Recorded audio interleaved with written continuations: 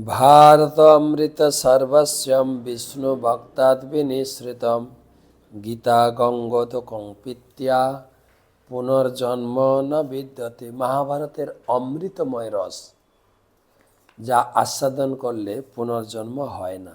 একবিংশতি শ্লোক মোক্ষযোগ।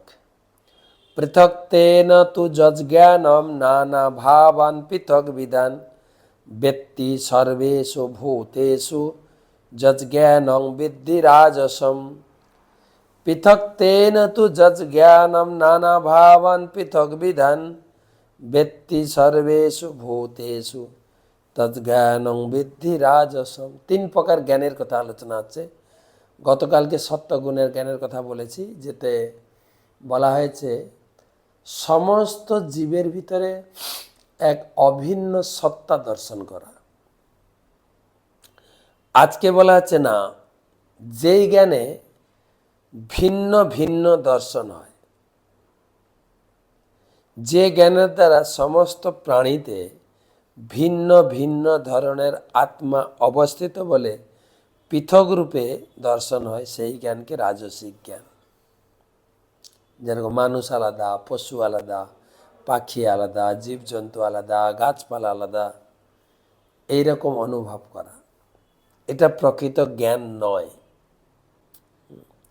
তারা মনে করে যে এই জীবটা মারা গেলে তার অস্তিত্ব নষ্ট হয়ে যায়। কিন্তু গীতার ২য় অধ্যায়ে বলেছেন নিত্যম দেহি অবব্যয়ম।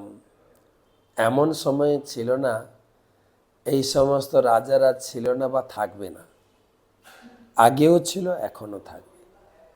তো সাধারণত বেশিরভাগ লোক রজগুণে আচ্ছন্ন। তারা মনে করে মানুষই সব শ্রেষ্ঠ। মানুষের ভিতরে যারা নিজেকে সব থেকে শ্রেষ্ঠ মনে করে, যার ফলে অন্যান্য দেহে বা অন্যান্য পশু পাখিকে তারা হত্যা করে নিজের ইন্দ্রিয় তৃপ্তির জন্য, বা অন্য জীবকে তারা কি বলে, হিংসা করে।